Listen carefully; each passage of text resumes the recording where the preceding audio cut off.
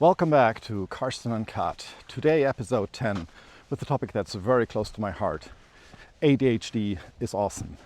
It is close to my heart because I myself have ADHD. It took me a long time to find out that I have it. It took me an even longer time to find out how to cope with it without any medication. And here's a little spoiler. No, I'm not a doctor. And I'm not going to tell you you shouldn't medicate, because that's really for a doctor to do that. But I can tell you my ways of coping with it, finding out the real benefits, and why I think it is really awesome without any external intake of any medication. So, why do I think ADHD is awesome? First of all, because why not? Let's just be super simple. Why not think that it is awesome? It is an extra capability that you have with ADHD that others don't have. The only question that remains is, how can you use it really to your advantage? And by the way, it's not only me who says that it is awesome. There's a famous book written about it, ADHD is Awesome. You can find the link in my comments on where to find it. But also, science has now proven that people with ADHD typically have a higher level of creativity than those without. So use this to your advantage. How did I find out that I have ADHD? It actually started off with a funny moment in which I was very often at dinners and more social events, very disconnected from people. And I could never find out why. I thought, well, maybe it's because of the language.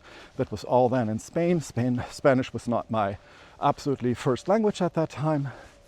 And I thought maybe it's related to that I just have to concentrate too much on understanding what people are saying.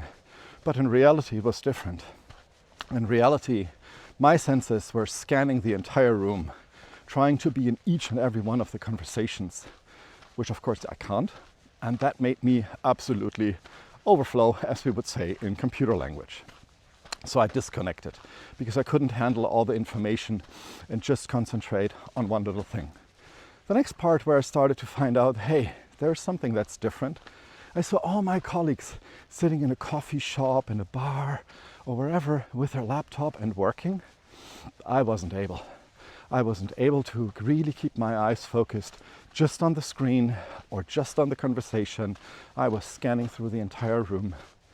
And so I diagnosed finally that I'm blessed with this great neurodiverse capability, and I started to learn how I can cope with it a little bit better.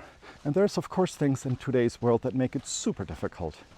Screen time, or even better, very big screens, because on those very big screens typically you do not have only just one window open but several, so you can multitask.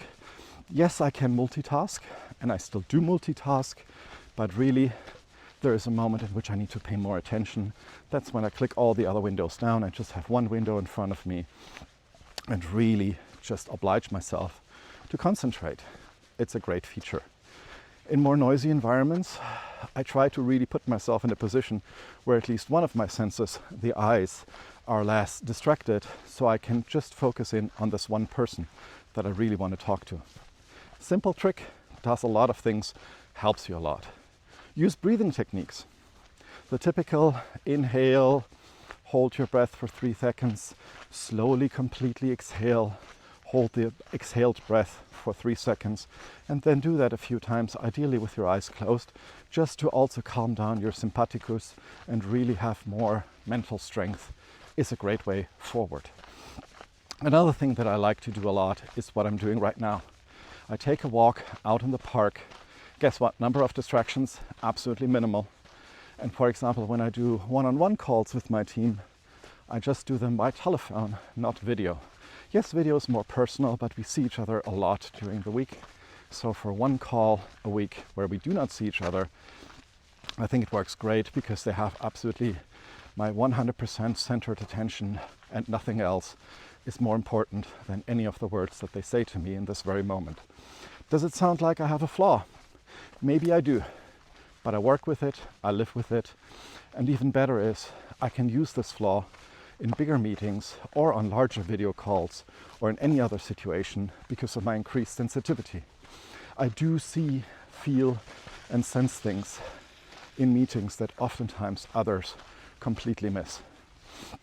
I'm very, very good at reading instantly moods, being able to counter steer and make the best out of that situation.